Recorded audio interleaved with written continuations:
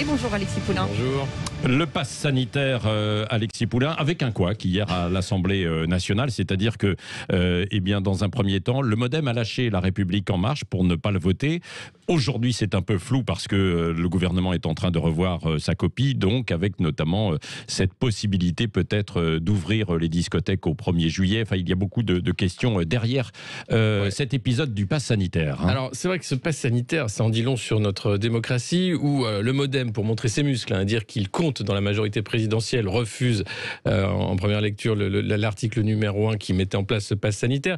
Alors, sous prétexte que l'idée, c'était de réduire l'état d'urgence sanitaire au 30 septembre et pas au 31 octobre. Ça, c'est gagné. Jean Castex, entre-temps, passe au JT de France 2. Il dit on va revoter dans la foulée, ce qui est fait, et le pass sanitaire est voté dans la nuit. Drôle de démocratie, surtout qu'on a en plus le 49.3, des fois que si les députés ne votent pas comme le veut le gouvernement. Donc on voit le poids de l'exécutif dans cette décision. Alors même qu'en janvier, Olivier Véran, ministre de la Santé, nous disait que non, il n'y avait pas d'urgence à installer un pass sanitaire et que le gouvernement n'envisageait pas cette solution. Aujourd'hui, il est indispensable, il faut aller vite.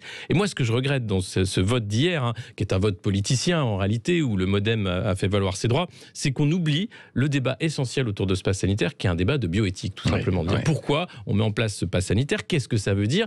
Le contrôle finalement des corps sur la santé, parce que, ok, on vit une époque incroyable avec le Covid, et donc il faut aller vite, il faut la vaccination, il faut que les gens puissent rebouger, mais une fois qu'on va commencer à mettre le doigt dans cet engrenage du pass sanitaire, si on n'a pas les garanties, et c'est bien tout le problème, aujourd'hui dans ce texte, on ne sait pas la jauge, par exemple, s'il faut montrer ce pass pour 1000, des événements avec 1000 personnes ou 800, donc voilà, déjà là, c'est flou. Et quand c'est flou, il y a un loup. Sur la durée également de ce pass sanitaire, sur le bien fondé de ce pass sanitaire, puisque aujourd'hui l'idée c'est de dire que vous n'êtes pas porteur du virus, mais on ne sait pas la durée d'immunisation, si vous avez eu la maladie ou si vous êtes vacciné.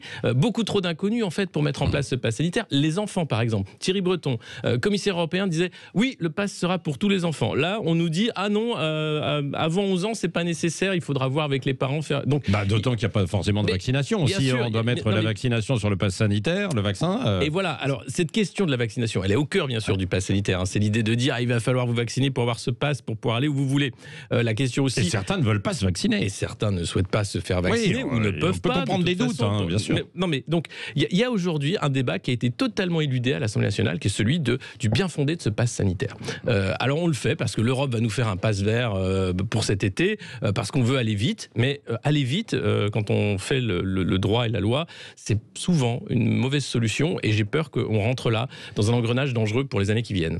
Merci à vous, Alexis Poulain.